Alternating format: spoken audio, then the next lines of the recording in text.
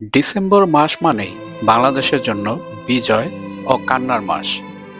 ১৯৭১ সালের ১৬ই ডিসেম্বর অর্জিত হয়েছিল স্বাধীনতা এবং তার পূর্বে গণহত্যা ও বুদ্ধিজীবী হত্যা। আজ ২০২৫ সালে এসেও এই ডিসেম্বর মাস আমাদের জন্য কান্নার মাসে পরিণত হলো। একদিকে ১২ই ডিসেম্বর বীর নেতা ওসমান হাদির গুলিবিদ্ধ হওয়ার ঘটনা, অন্যদিকে ১৩ই ডিসেম্বর সুদানে শান্তিরক্ষা মিশনে থাকা ৬ বাংলাদেশি সেনার সুদানের সন্ত্রাসী হামলায় মৃত্যু। আমরা গভীরভাবে শোকাহত।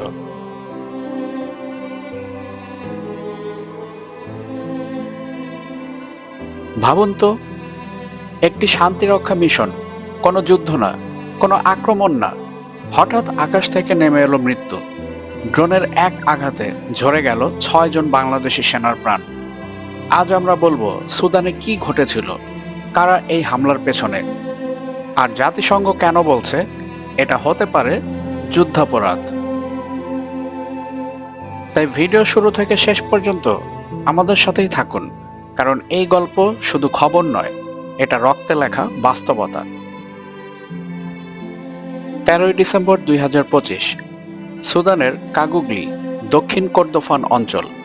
জাতিসংঘ শান্তিরক্ষা মিশনে ইউএনআইএসএফ এর একটি ঘাঁটিতে বাংলাদেশি শান্তিরক্ষীরা তখন নিয়মিত দায়িত্ব পালন করছিলেন। হঠাৎ কোনো সতর্কতা ছাড়াই একটি সশস্ত্র ড্রোন আকাশ থেকে হামলা চালায়। এক মুহূর্তে বিস্ফোরণ, আগুন আর চিৎকার। ঘটনাস্থলে নিহত হন ৬ বাংলাদেশি শান্তিরক্ষী। গুরুতর আহত হন আরও ৮ জন, যারা যুদ্ধ করতে যাননি, গিয়েছিলেন শান্তি রক্ষা করতে। তারাই হলেন টার্গেট। এই ঘটনার পরপরই কড়া ভাষায় প্রতিক্রিয়া জানান জাতিসংঘের মহাসচিব আন্তোনিও গুতেরেস। তিনি বলেন, এই হামলা ভয়াবহ, শান্তিরক্ষীদের উপর আক্রমণ আন্তর্জাতিক আইনের গুরুতর লঙ্ঘন। গুতেরেস স্পষ্ট করে বলেন, শান্তিরক্ষীদের হত্যা যুদ্ধাপরাধ হিসেবে গণ্য হবে। তিনি নিহতদের পরিবারের প্রতি সমবেদনা জানান এবং বাংলাদেশ সরকার ও জনগণের পাশে থাকার কথা বলেন।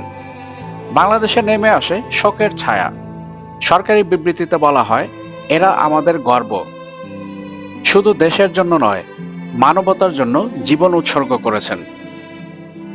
বাংলাদেশের প্রধান উপদেষ্টা অধ্যাপক মোহাম্মদ ইউনূস বলেন, বাংলাদেশ জাতিসংঘ শান্তি রক্ষায় সবসময় অগ্রণী ভূমিকা রেখেছে এবং এই আত্মত্যাগ জাতি কখনো ভুলবে না। নিহতদের পরিবারকে উপযুক্ত ক্ষতিপূরণ দেওয়ার অঙ্গীকারও করেন তিনি।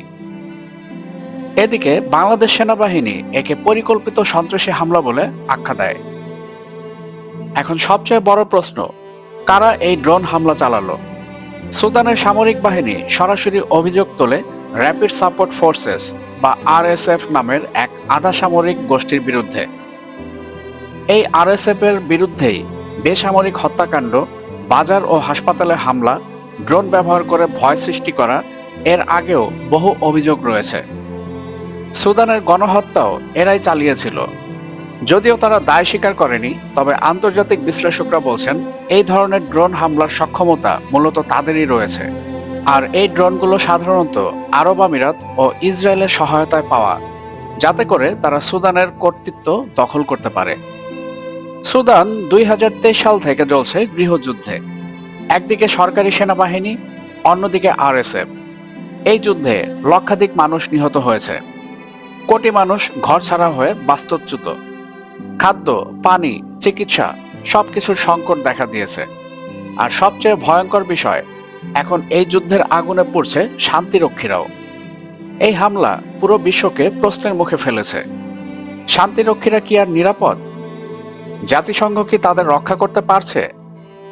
ড্রোন যুদ্ধ কি ভবিষ্যতের সবচেয়ে বড় হুমকি? বিশেষজ্ঞরা বলছেন, সস্তা ড্রোন এখন যুদ্ধের মোক্ষম হাতিয়ার। আর এতে সবচেয়ে ঝুঁকিতে পড়ছেন শান্তিরক্ষী ও সাধারণ মানুষ। ৬ জন বাংলাদেশি শান্তিরক্ষী আজ আর নেই, কিন্তু তাদের আত্মত্যাগ আমাদের মনে করিয়ে দেয়, শান্তি কখনো বিনামূল্যে আসে না। এখন প্রশ্ন একটাই, এই হত্যাকাণ্ডের বিচার কি হবে, নাকি এটাও চাপা পড়ে যাবে যুদ্ধের ধোঁয়ায়? আপনার মূল্যবান মতামত অবশ্যই কমেন্টে আমাদেরকে জানাবেন। আর ভিডিওটি শেয়ার করবেন যাতে এই শহীদদের গল্প চাপা না পড়ে যায়।